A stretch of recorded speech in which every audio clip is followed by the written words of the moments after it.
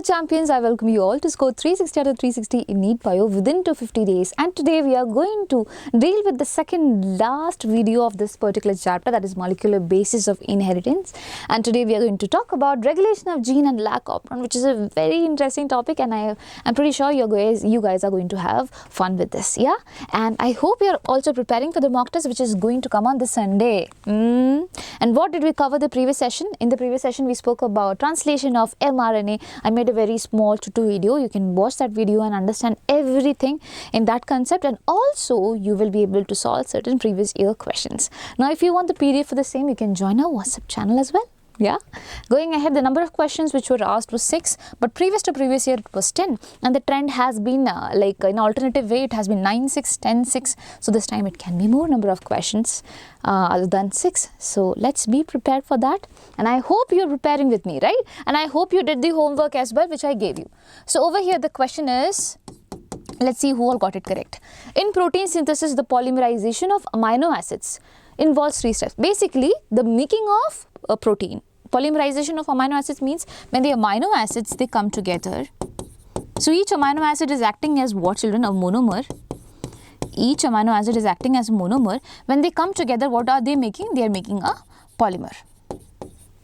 They are making a polymer.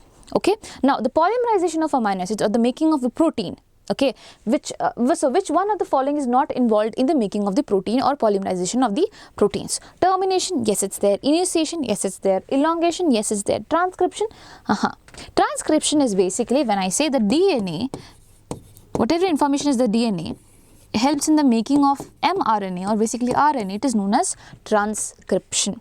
So this does not come under translation, whereas this, everything comes under translation. So this is the process that is not involved. So this is the answer.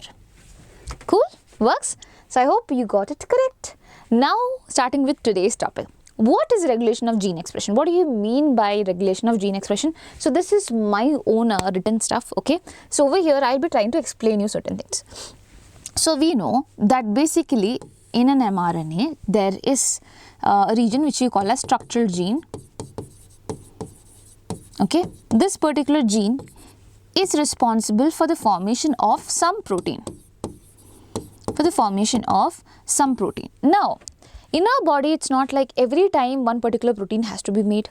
There are multiple proteins being made in our body, and at times, for example, this protein which I call it as A protein, at this point of time I do not want much amount of A protein because it's already there.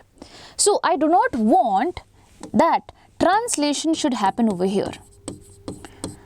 I do not want that translation should happen over here, or I do not want transcription, should be happening in the DNA to form the mRNA itself. Okay, I don't want transcription, nor I want translation, nor I want anything around it. So what do I do? Basically at this point of time, I do not want this particular gene to express itself to give out a protein, that is protein number A. Okay, so what do? I regulate this gene. I say that gene, basically, please do not undergo the process of transcription, translation or any other process. Okay, or this is one scenario where I am basically silencing the gene. I am regulating the gene, right? Over here I am silencing, and this is the way of regulation. Okay, I do not want this gene, that's why I am silencing the gene. Second is where there is another protein, that is protein number B. And I want this protein in excess amount. At this point of time, I want transcription, translation, everything to happen continuously. Okay, so there is another gene for it. Okay, and this time I am regulating it in a way that you have to express lots of time and you have to make lots and lots of protein number B. This is also a type of regulation where I am making it express itself. And there, what was I doing? I was silencing this. Am I not regulating something? Okay, when I have a TV, okay, when I have a TV and I have a remote, over here I want to increase the volume, I switch on the increase button, okay, or I click on the increase button. I want to reduce the volume, I click on the reduce button. Here I am regulating the volume. Similarly over here also I am regulating the expression of a gene. If I want, I can silence it. If I want, I can make it express itself in more amount. Okay, so this is what you mean by regulation of gene expression. So you know what are genes? Genes in a cell are expressed to perform a particular function or a set of functions by the production of proteins. So from here to here it was given in your NCERT. Okay, genes are what, children? These are expressed to perform a particular function or a set of function by what? The production of proteins. This is something that I added. So if proteins are there, these proteins are the ones that helps us in doing functions. So because proteins act as enzyme, proteins act as this, that, everything. So our body is surrounded with the help of the proteins, or our body is working with the help of the proteins, not surrounded. It is working with the help of the proteins, okay. Now in a particular condition, if these proteins are not needed, okay, the genes have to be silenced, or on the other hand, if the proteins have to be produced in more quantity, then transcription, translation activities of the genes have to be increased, right? And this is known as gene regulation. Both of these scenarios are known as gene regulation, where the gene expression is controlled according to the need of the organism. So either it can be a yes or it can be a no, okay. So I hope this is clear to you. Pakka clear? So can we put a tick? Let's put a tick.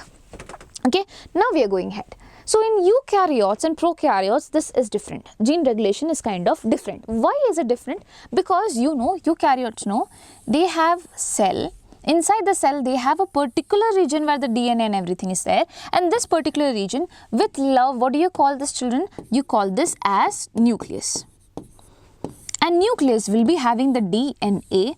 DNA will undergo a process which is known as transcription to form the RNA, specifically mRNA.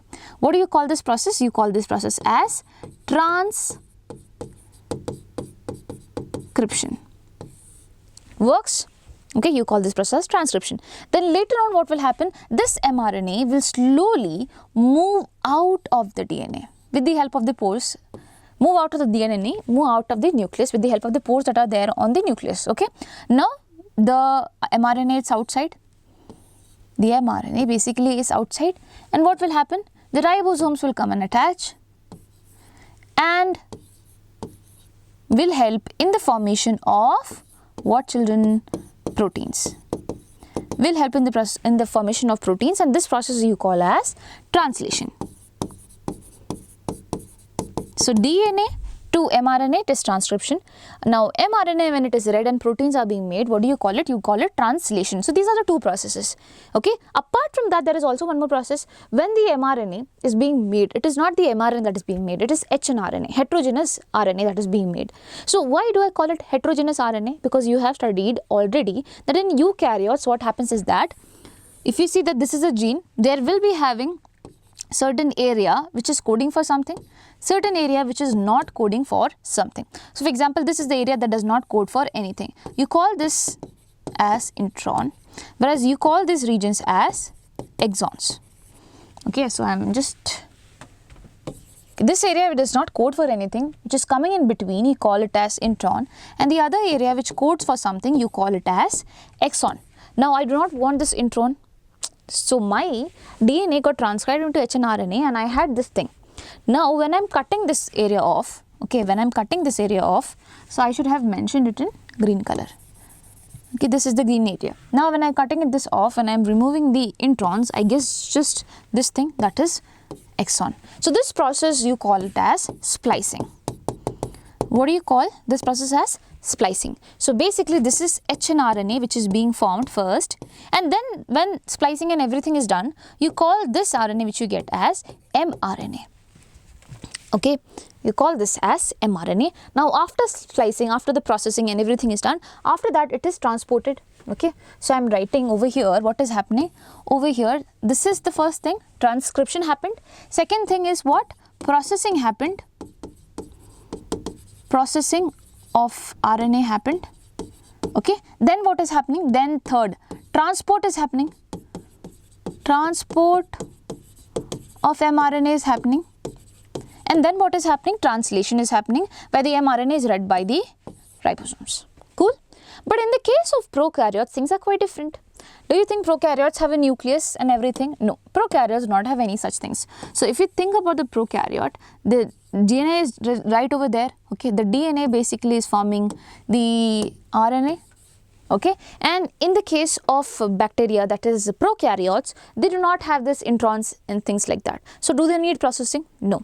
Okay, they do not. No processing needed. No processing. Acid.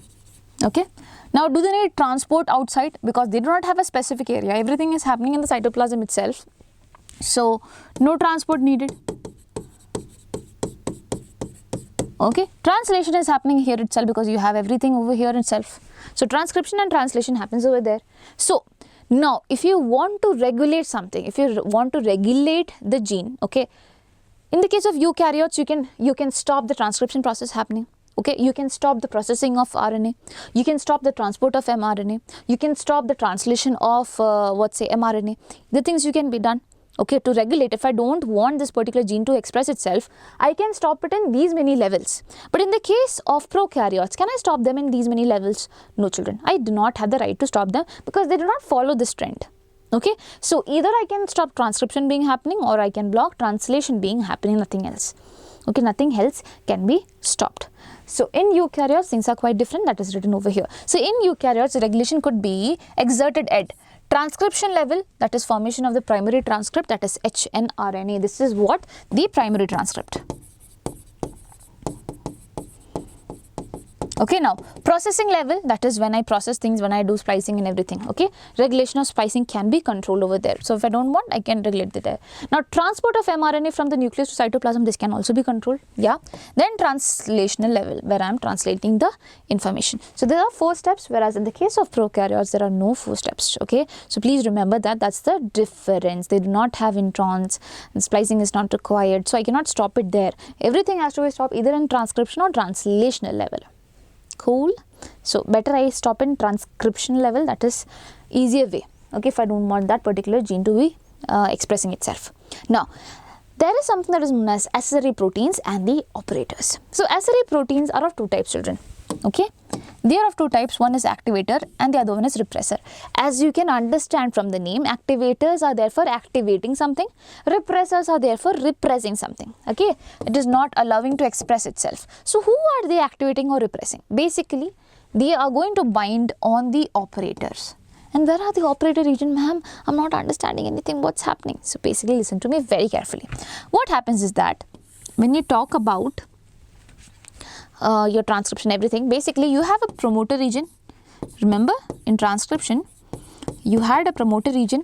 This was a region which was a structural gene, and then you had terminator region.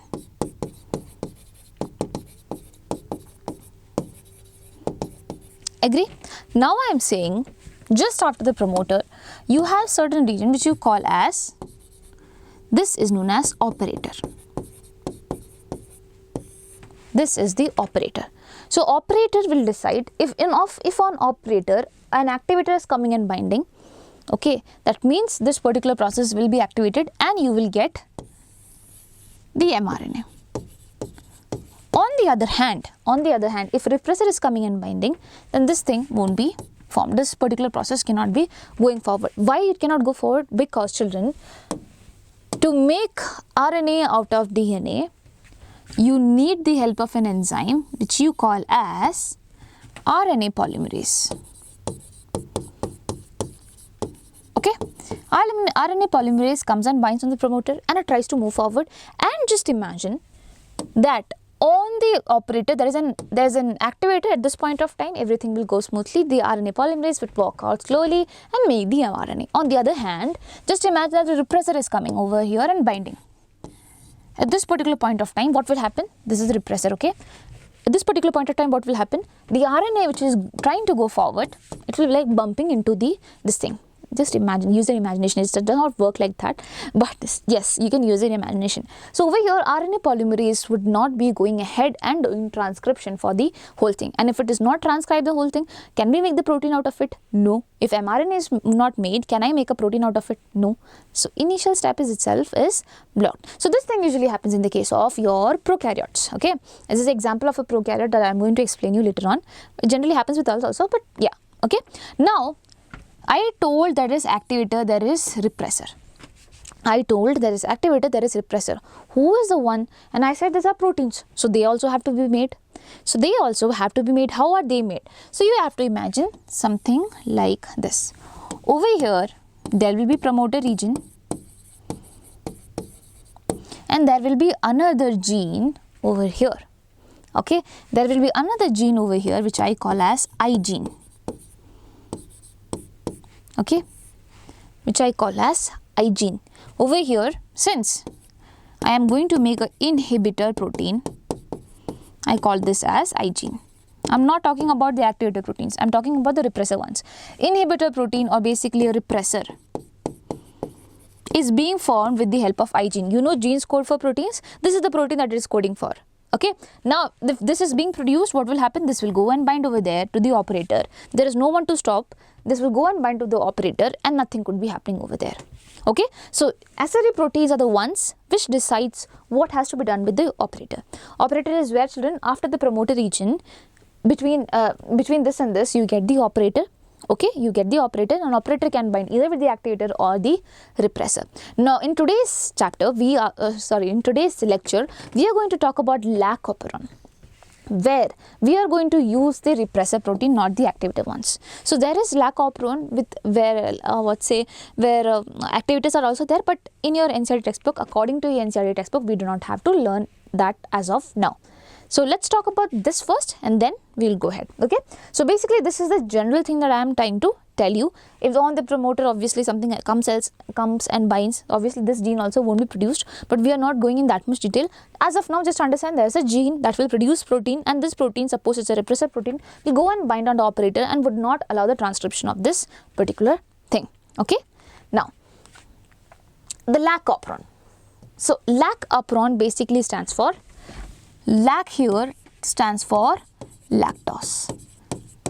Okay, and this is a story of E. coli bacteria. This is the story of E. coli bacteria.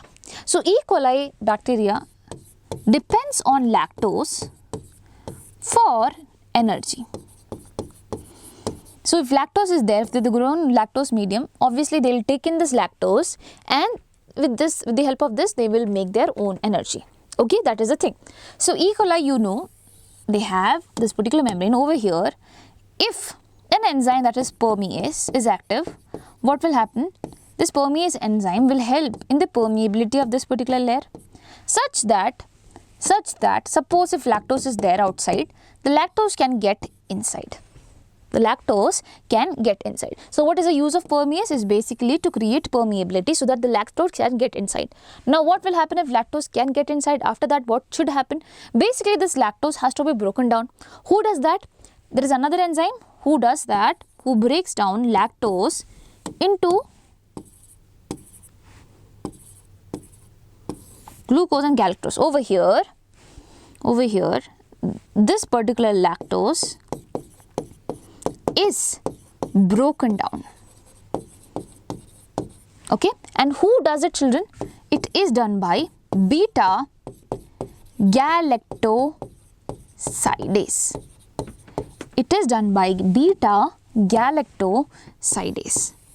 This is the one that breaks down the lactose into glucose and galactose. Okay, going ahead, there is one more enzyme which is known as transacetylase.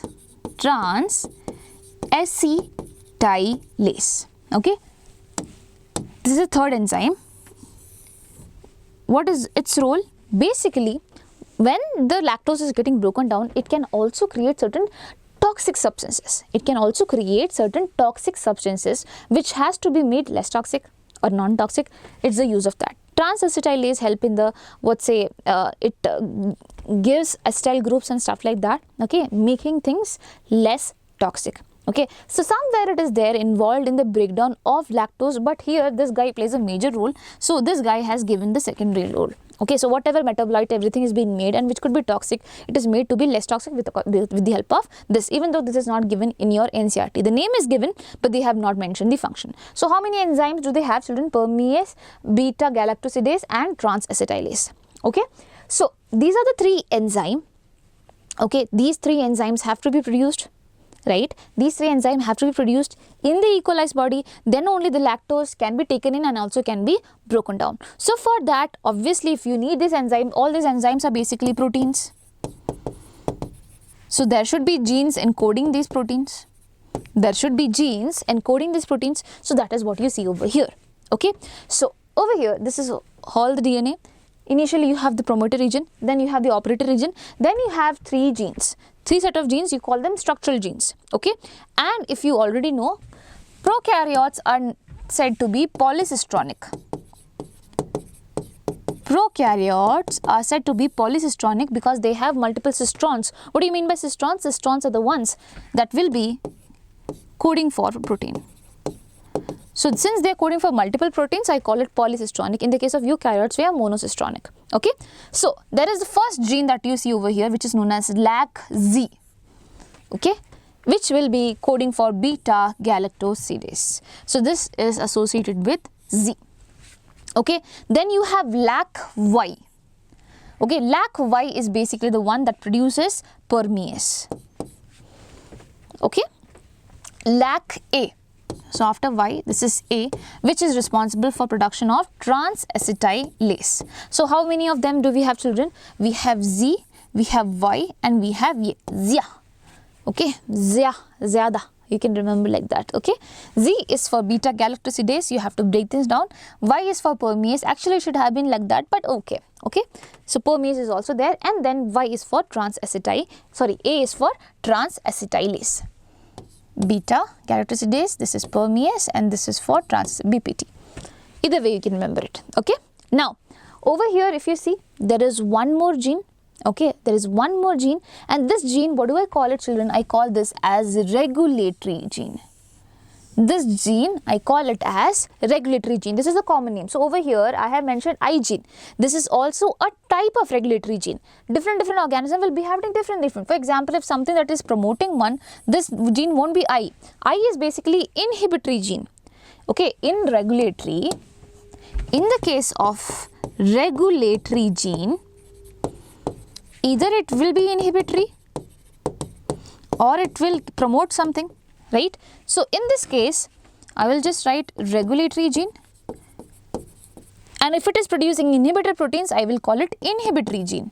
If it is producing activator proteins, I will be calling it something else. Okay. So over here, this is a regulatory gene, but if you see closely, it is LAC-I, and LAC-I is basically what, children? It is the inhibitory gene. It is the inhibitory gene. And what does this inhibitory gene do? It produces repressor protein. It produces repressor protein. Okay. Repressor protein goes and binds on the operator, and now when it binds on the operator, the RNA polymerase which have now come and bound to the promoter won't be able to go ahead and do the transcription, and hence the transcription of these genes would not be happening. So since here lactose, it is hindering in between the lactose function, lactose is not able to enter, lactose is not able to getting broken down. That is why I call it the Lac Operon. This whole thing that you see over here, this is an operon. Operon has promoter, operon has operator, operon has the structural genes and everything, and a regulator.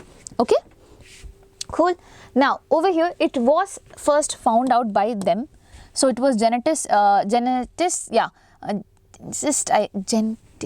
I always mess it up. Anyways, it is Francois Jacob, and a biochemist, it is Jacques Monod. So you have to remember the name. The questions have come from this particular portion as well. So Francois Jacob, and then you have Jacques Monod. So you have two people who were there behind the Lac Operon. We will study Lac Operon a bit briefly once more. Okay, so over here, remember, we have promoter region, we have operator, and we have structural genes. One is Z, one is Y, and one is A. Now, on this, just before this, what do you have? You have a regulatory gene as well, which over here, since the case of Lac Operon, I said regulatory gene can be in 2 types, but here in your book, we are talking about LAC-I gene. Okay, this is LAC-I gene, which is going to produce the inhibitory protein, or what do you call it? Repressor protein. This repressor will go bind there, and in this case all of their secretion won't be happening, all of their transcription won't be happening, not secretion, transcription basically would not be happening. But in your book there is also one more thing given. Even though the repressor comes and binds over there, still, even though the repressor binds,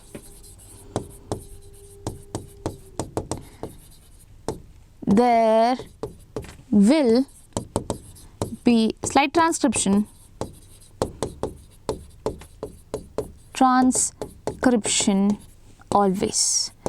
always there will be a bit amount of transcription that is happening.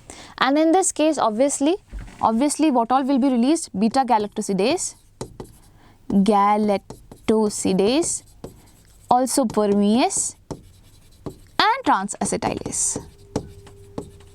So what is the initial? If this was not happening, then children, what would happen?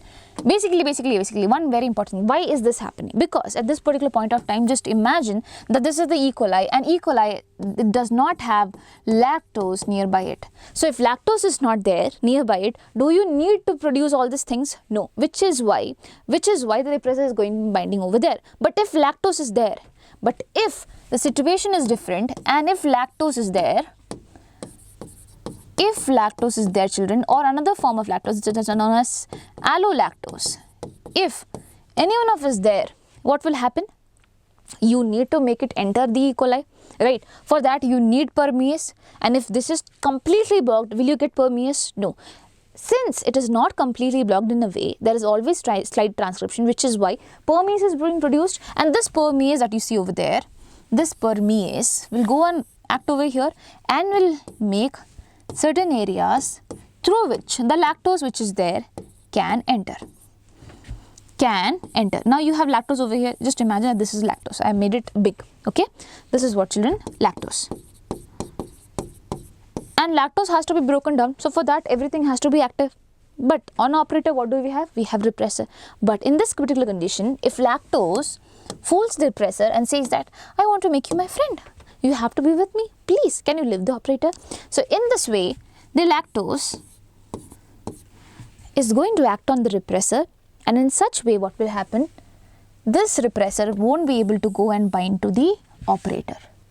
So lactose is basically going and binding on the repressor in a way that the repressor is not free to go and bind to the operator, and in this way transcription will be happening, and later whatever lactose that has been gotten inside will be getting broken down. So the first thing, this guy breaks down the lactose into glucose and galactose. Okay, so lactose is getting broken down. I'm writing over here. Lactose is getting broken down to glucose and galactose by Z genes protein, that is beta galactosidase. Okay, then later on, as I said, trans-acetylase will also work in a limited amount. Permease is there, already worked. Okay, and the things goes on. So this is Lac I gene, children, and I stands for inhibitory gene. This is a regulatory gene, and this is, since it is inhibiting, it is known as inhibitory gene. Now over here, the lactose or allolactose, which were going and binding on the repressor, which was inducing the process of transcription, you call this as inducer. Okay, you call this as inducer because this is inducing the process of transcription. Then only transcription will be happening and the things will be produced. Right? Agree? Got it? Right? So that is one very important thing. So please remember, in the case of Lac Operon, lactose or allolactose, basically both of them, they will be acting as inducers. So you see how good they are. They are going to get broken down. Still they are helping in this process. So you can think of in a story format and remember this. Okay. So I hope this is also clear to you. Now you have to remember each of them and also remember these names. Okay. The pattern, what all is there, what all is not there, what gene codes for what. So in total I can remember it in this way that is given in your NCERT. P, I, P and then O, Z, Y, A. Okay, Piposia. So P stands for promoter of the first gene. I is the inhibitory gene that I have.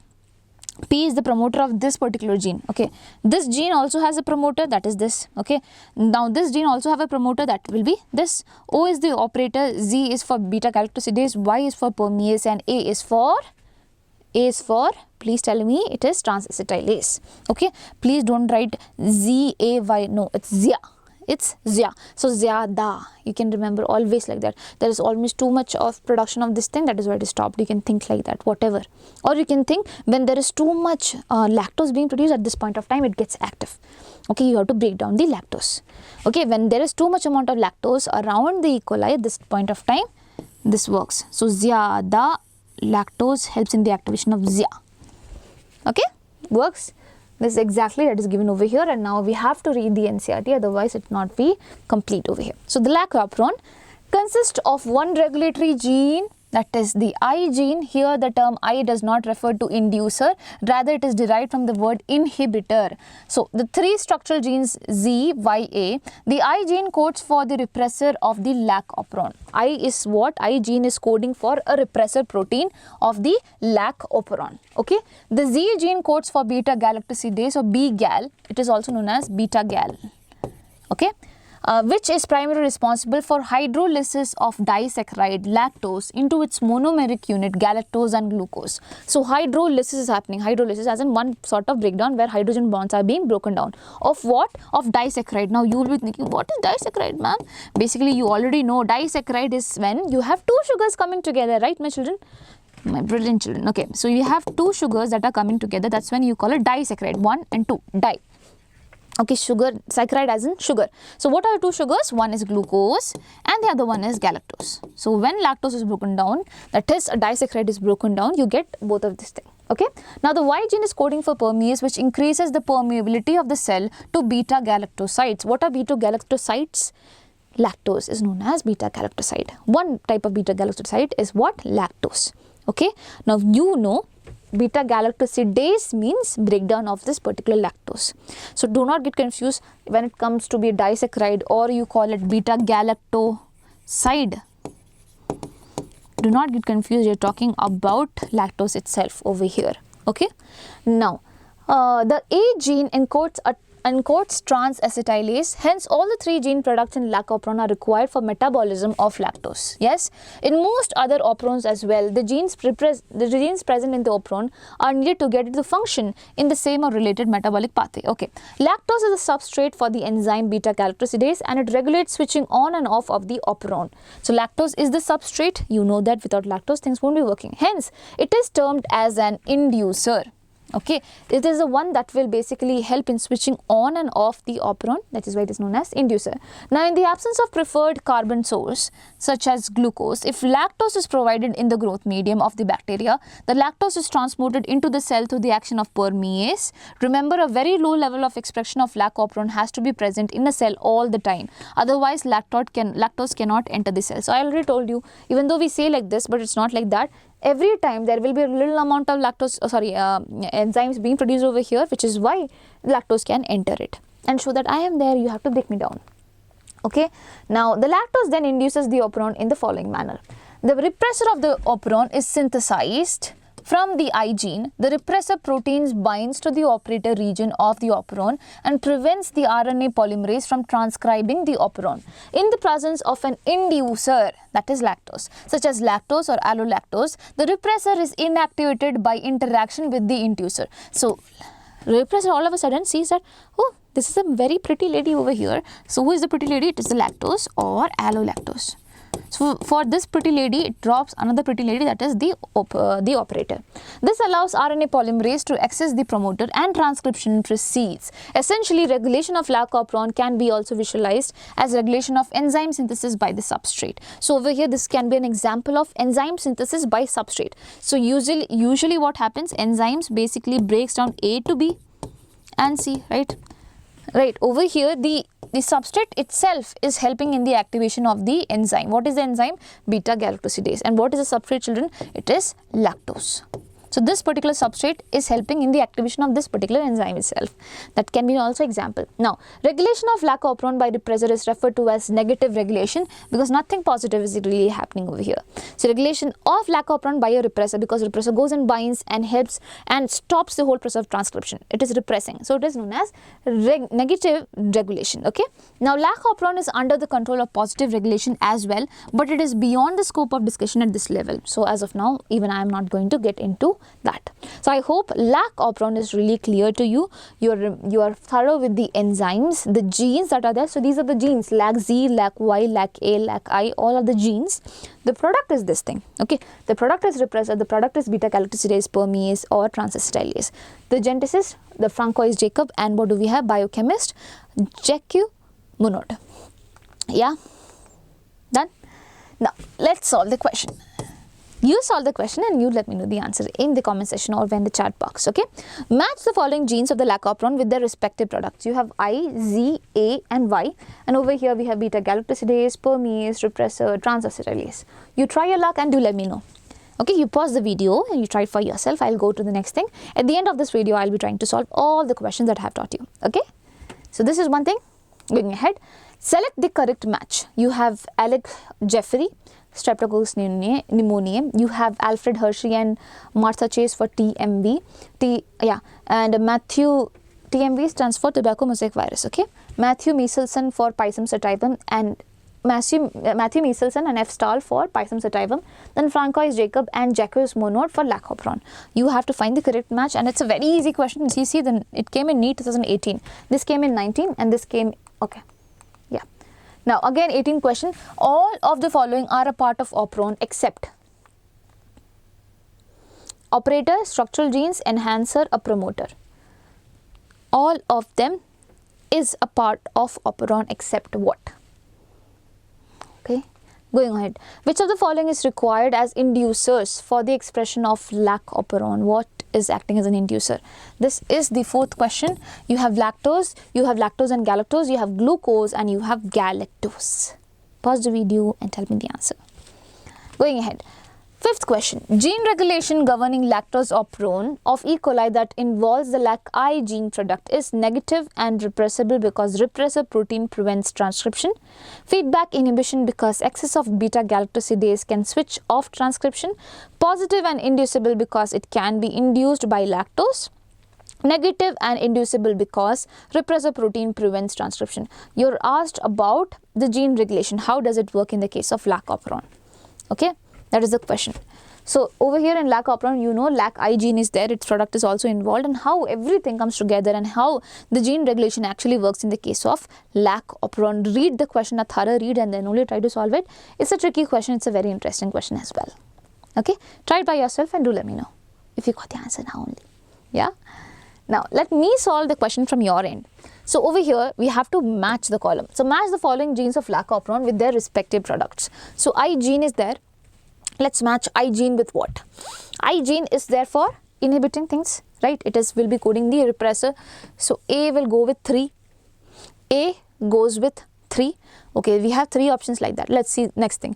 Z gene. Z gene, you know there is Z, zyada, right? Z is for beta-galactosidase. So B is for I. So B is for, again I have two options matching my things. A gene basically codes for transacetylase. So C will be going with 4. So C goes with 4 and this is the thing, but let's see. Okay, C goes with 4, this is not the thing. So we are left with just this thing. Let's see if the last option is correct or not. Y gene will be going with 2. Y gene is going with 2 and this is the answer, my dear little champions. And I hope you all got it correct. Okay. Now next thing. All of the following are a part of operon except what? Operator is there? Yes. Structural gene is there? Yes. Enhancer? No. Promoter? Yes. Okay. These are all part of the operons. So this is the answer. It is not the part of the operon. Now which of the following is required as an inducer for the expression of Lac Operon? You know it can be lactose or allolactose. So over here lactose is there, lactose and galactose is there. No children. It's not there. Glucose is there, galactose is there. No. It's just lactose or allolactose. This is the correct answer. This acts as an inducer. Now select the correct match. So over here we studied today itself. It is Francois Jacob and Jacques Monod who gave the Lac Operon. This came in NEET 2018. So if you are not aware of them, how will you answer that they are the people who gave Lac Operon? It's a big problem, right?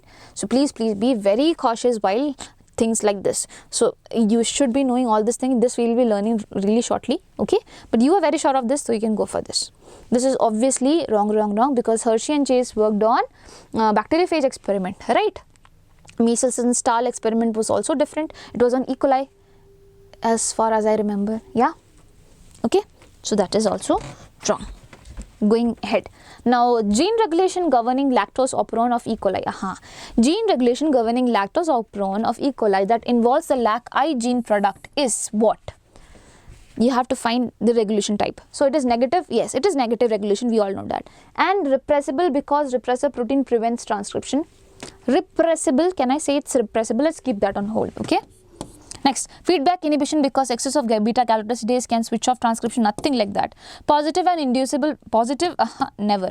Negative and inducible because repressor protein prevents transcription. So here everything is same except the fact that here inducible is given, here repressible is given. You have to understand something, that usually this is always off. This particular gene transcription is always off and you are switching it to on mode. You are basically inducing things, okay? Repression is when it is always on and you are making it off. No, it's not like that. In the case of Lac Operon, where this thing is, this is the case where LAC-I gene product and everything is there. In this particular case, always the repressor is on the operator, and which is why the system is always off. You need someone to induce this and turn it on, and that is a function of the inducer. So this particular system is negative and inducible because repressor protein prevents transcription. This is the correct answer, okay? It is not negative and repressible. Why? Because over here you are not repressing something. It is always off. It is always in the repressor mode. You are inducing something to make it active. You are inducing something to make it active. So it is always on. You are making it off. Sorry, in this case, if it was repressible, then it would have been always on and you are making it off in between. No, but it's not like that. It is always off and you are making it on at times, and this is inducible. You are using inducers for that. Okay, that is the lactose or allolactose. So this is the correct answer. I know this is confusing. Listen to me twice. Okay, you will be able to understand things better. If you're not, I can explain it to you again. So in the case of Lac Operon, my dear children, listen. This system is always off because the repressor is there. It prevents the transcription. Okay, now when lactose comes, it is inducing to turn it on. So this is inducible. If you are saying it's repressible, then in that case it was always on and now something is coming here and turning it off. It's not like this. So it is inducible. Okay, this is the answer. And now one question is there for you as well. This is your homework. You have to do it anyhow. Which enzyme will be produced in a cell if there is a nonsense mutation in LAC-Y gene? Try it for yourself. Nonsense mutation. As in, transcription will be stopped in between only. In between only. Okay, the transcription will be stopped in between only if something has nonsense mutation. And the nonsense mutation is in Y gene. So what all will be produced? Transacetylase, lactose permease and transacetylase, beta galactosidase, lactose permease. This came in NEET 2013. And do let me know the answers in the comment section. And I hope that this particular session was helpful for you and you understood Lac Operon. But still, if you're having any doubt, feel very free to ask me in the comment section. I will be there replying to your comments if I see. But for that, you have to comment down. That's the first thing. Okay. So please be very free to ask. There is no one who knows you, right?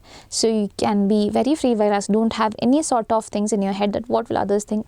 Let others think. It's just a doubt, and without doubt, there is no learning.